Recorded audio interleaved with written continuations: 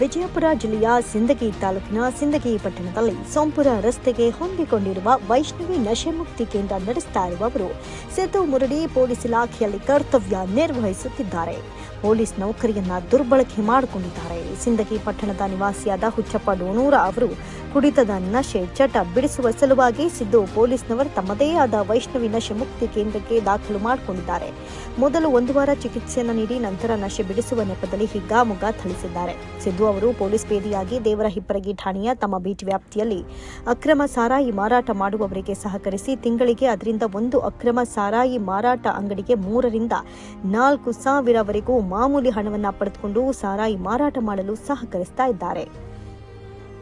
ಇತ್ತ ಕಡೆ ಸಾರಾಯಿ ವ್ಯಸನ ಮುಕ್ತಿ ಕೇಂದ್ರ ತೆರೆದು ಜನರ ಜೀವನದ ಜೊತೆ ಆಟವಾಡ್ತಾ ಇದ್ದಾರೆ.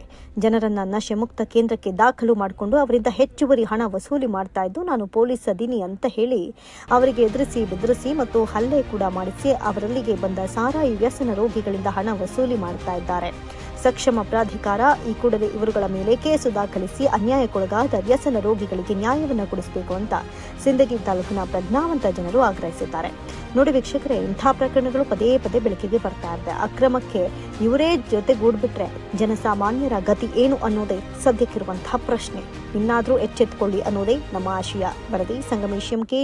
ತಿಂಗಳಿಂದ ಸ್ವಲ್ಪ ಕುಡಿಯೋದು ಬಿಡಲಿ ಅಂತೇಳಿ ನಾವು ಒಯ್ದು ಹಾಕಿದ್ದೀವಿ ಸರ್. ವೈಷ್ಣವಿ ಹಾಸ್ಪಿಟಲ್ಗೆ ಸಿದ್ದು ಪೊಲೀಸ್ ಅಂತ ಹೇಳ್ರಿ ಅವನು ಹಾಕಿದ್ದೀವಿ ಸರ್. ಹಾಕೋಣ 1 ತಿಂಗಳ ತನಕ ಆಯ್ತು, ಅವ್ನಿಗೆ ಸರಿಯಾಗಿ ಆರಾಮ ಮಾಡ್ತೀವಿ, ಸಲೈನ್ ಹಚ್ತೀವಿ ಮತ್ತು ಟ್ಯಾಬ್ಲೆಟ್ ಕೊಡ್ತೀವಿ ಅವ್ನಿಗೆ ನಿದ್ದೆ ಗುಳಿಗೆ ಅಂತ ಹೇಳಿದ್ರು ಸರ್ ನನಗೆ.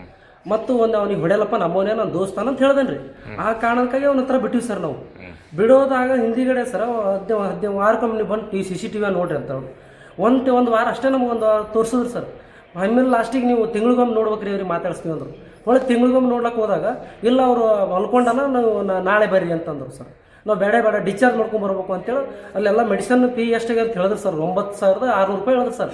ಅಷ್ಟು ದುಡ್ಡು ಕೊಟ್ಟಿವಿ ಸರ್. ಫಸ್ಟಿಗೆ 10,000 ಕೊಟ್ಟಿದ್ರು ಅವರಿಗೆ. ಕೊಡೋದಲ್ಲದೆ ಇವ್ರಿಗೆ ಹೊಡೆದು ಸರ್ ನಾವು ರಾತ್ರಿ 12 ಗಂಟೆ ಹಾಸ್ಪಿಟಲ್ ತಂದ್ಮೇಲೆ ನೋಡಿದ್ದೀವಿ ಇವ್ರಿಗೆ ಎಲ್ಲ ಡ್ರೆಸ್ ಕಳೆದ್ಮೇಲೆ. ಆಮೇಲೆ ಅವ್ರು ತೊಡಿಗೆ ಕುಂಡಿಗೆ ಎಲ್ಲ ಕಡೆ ಹೊಡೆದಿದ್ದಾರೆ ಇವರು. ಅಷ್ಟು ಕ್ರೂರವಾಗಿ ಹೊಡೆದಾರೆ ಸರ್. 9 ಜನ ಅದಾರ ತೊಳಗಡೆ. ಯಾಕೆ ಹೊಡೆದಾರ ಒಟ್ಟೆ ಏನು ಇದು ಕೊಡ್ಲಾಗ್ತಿರಲ್ಲ. ಅವ್ರು ಯಾರೋ ಲೋಫರ್ಗಳು ಹೊಡೆದಾರ ಕೊಡು ಅಂತ ಹೇಳಿದ್ರೆ ಅವ್ರು ಓಡೋಗ್ಯಾರ ಹೇಳಾಗ್ತಾರ್ರಿ ಸದ್ಯ. ಕೇಳಿದ್ರಿ ಯಾಕೆ ಹೊಡೆದಾರನ್ನೋ ಇಲ್ಲ ಅವ್ರು ಪಗಾರ ಕೊಡ್ಲಾರ ಏನೋ ಸಮಸ್ಯೆ ಸಂಬಂಧ ಹೊಡೆದಾರ ಅವ್ರು ಏನೋ ಆಗ್ಯದ. ಒಟ್ಟು ನಾನೇ ಹೊಡೆದಿನಿ ಅಂತ ತಿಳ್ಕೊಶಿವು ಅಂತ ಹೇಳ್ತಾನೆ ನನ್ನ ಮುಂದ್ರಿಗೆ ಅವನು. ನನಗೆ ಹೇಳ್ತಾನೆ ಸರ್. ಯಾರ್ರಿ? ಸಿದ್ದು ಅಂತ ಹೇಳಿ ಅವ್ರು ನಡ್ಸಕಂತ ಅವರೇ ನಡ್ಸಕತ್ತಾರ ಸರ್. ಈ ಮುಂದೆ ಏನಾಗಬೇಕಂತ ನಾವು ಅವ್ರಿಗೆ ಏನು ಕಂಪ್ಲೇಂಟ್ ಮಾಡ್ತೀವಿ ಸರ್. ಅದು ಕಂಪ್ಲೇಂಟ್ ಮಾಡ್ರಿ. ಮಾಡಿವಿ ಸರ್. ಈಗ MLC ಮಾಡಿಸಿ ಕಂಪ್ಲೇಂಟ್ ಮಾಡಿದ್ರಿ. ಹಾಕಂದ್ರಿ ಅವ ನಾನು ಅಲ್ಲಿ ದಾರು ಬಿಡಿಸ್ತಾರ ನಿಮಗೆ? ದಾರು ಬಿಡಿಸ್ತಾರ ಮಂದಿ ಲೋಕಲ್ ಮಂದಿ ಕೇಳಕ್ಕೆ ಹಾಕಂದ್ರಿ. ಅವ್ರು ನಿಮಗೆ ಬಿಡ್ಬೇಕಾದ್ರೆ ಏನಂತ ಹೇಳ್ಯಾರ? ಅವ್ರು ಹೆಂಗ್ ಬಿಡಿಸ್ನಿ ಅಂತ ಅವ್ರನ್ನ ನಾವು ಬಿಡಿಸ್ತೀವಿ. ಗುಳಿಗಿ ಔಷಧ ಹಾಕಿ ಬಿಡಿಸ್ತೀವಿ ಅಂತ ಹೇಳಿದ್ರಿ. ಗುಳಿಗಿ ಔಷಧ ಹಾಕಿ ಬಿಡಿಸ್ತೀವಿ. ಕಾಲು ಬಿದ್ದು ಬಂದಿವ್ರಿ. ನನ್ನ ಮಗನ ಹೊಡಿಬೇಡ ಅಂಜಾರ ಬಾಯಿ ವಾಕದ ಹೊಡಿಬೇಡಪ್ಪ ಕಾಲು ಬಿದ್ದು ಬಂದಿವ್ರಿ. ಅವ್ರಿಗೆ ಎಷ್ಟು ಫೀ ಹೇಳ್ತಾರ ಅಷ್ಟು ಕೊಟ್ಟಿದ್ರು. ಎಷ್ಟು ಕೊಡ್ತಾರ ಫೀ? 10,000 ರೂಪಾಯಿ ಅಡ್ವಾನ್ಸ್ ತಗೊಂಡಾರಿ. ಮತ್ತೆ ಟ್ಯಾಬ್ಲೆಟ್ ಒಂಜಾರ ಮತ್ತೆ ಸಲಹೆಯನ್ನು ಹಚ್ಚಿನಾದ್ರೆ ಮತ್ತೆ 9,000 ಕೊಟ್ಟು ಬಂದಿವ್ರಿ. 10,000 ಕೊಟ್ಟು ಬಂದೀವಿ. ಈಗ ಎಷ್ಟು ದಿನ ಆಯ್ತು ಇವ್ರಿಗೆ ಬಿಟ್ಟಿದ್ದು? ಎಷ್ಟು ದಿನ? 1 ತಿಂಗಳಾಯ್ತು ನೋಡ್ರಿ. 1 ತಿಂಗಳಾಯ್ತು ನೋಡ್ರಿ. ಈಗ ಏನಂದಾರ ಅವರು? ಎಲ್ಲಿ ಬಿಡೋದಾಗಿದ್ರಿ 3 ತಿಂಗಳ ತನಕ ಅವ್ನಿಗೆಲ್ಲ ರೆಡಿ ಮಾಡಿಬಿಡ್ತೀವಿ ನಿಮ್ಗೆ ಅಂದ್ರು. ನಾವು ಬಿಡಲ್ಲಪ್ಪ ನನ್ನ ಮಗ ನಿಮ್ಮ ಹಂಗ ಮನಾರ್ ನಾವು ಬೆಳೆಸೀವಿ, ನಾವು ಏನು ದಗದ್ ಕಚ್ಚಿಲ್ಲ, ಬಿಡೋದ್ರ ಸಂಬಂಧ ಇದು ಹಾಕಿನ ತಿಳಿಕೆಸಂದ್ರೆ ಅವನಿಗೆ ನಾವು ಒಯ್ದು ಹಾಕಿನಿ. ತಿಂಗಳದಾಗ ಬಿಡಿಸೋಂಬರಾಗ ಒಳಗಿನ ಹೊರಗೆ ತರದ ಅವ್ನಿಗೆ ಮಣಿಲಿಲ್ಲ ನಮಗೆ.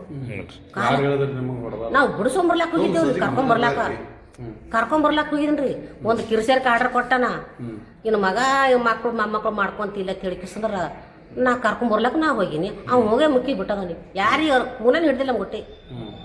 ಈಗ ಎಲ್ಲಿ ತೋರಿಸಿರಿ ದವಾಖಾನಿಗೆ? ಈಗ ಪಾರ್ವತಿ ಹಾಸ್ಪಿಟಲ್ ತೋರಿಸಿರಿ. ಈಗ ಏನೇನಾಗ್ಯದ್ರಿ ಇವ್ರಿಗೆ? ಅವ್ನಿಗೆ ಎದ್ದು ಕುಂಬರ್ಲಿಕ್ಕೆ ಬರೋದ್ರಿ. ಒಟ್ಟು ಮಾತಾಡಕ್ಕೆ ಬರೋದು, ಎದ್ದು ಕುಂಬರ್ಲಕ್ಕೆ ಬರೋದು. ಮೈ ಗಾದ ಗಟ್ಟದ, ಕಾಲು ಬರ್ತಾವ. ಏನಂದ್ರೆ ಹೆಸರು ಇವ್ರದ್ದು? ಹುಚ್ಚಪ್ಪ. ನಿಮ್ಮ ಹೆಸರು ಏನ್ರಿ? ನನ್ನ ಹೆಸರು ಶಿವಮ್ರಿ.